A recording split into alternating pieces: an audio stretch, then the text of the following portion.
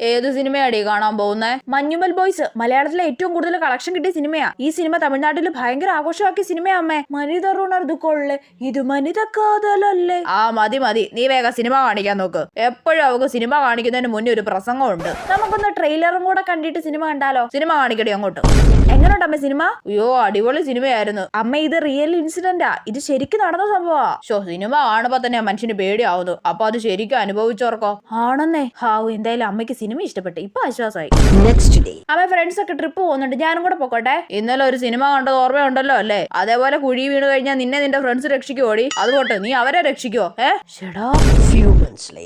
അമ്മ കോളേജിൽ നിന്ന് ടൂർ പോകുന്നുണ്ട്. ഞാനും പൊക്കോട്ടെ. ഈ ഇടയ്ക്ക് ഒരു സിനിമ കണ്ടത് ഓർമ്മയുണ്ടോ? ഓർമ്മ ഉണ്ടല്ലോ അല്ലേ? ഓർമ്മയുണ്ട്.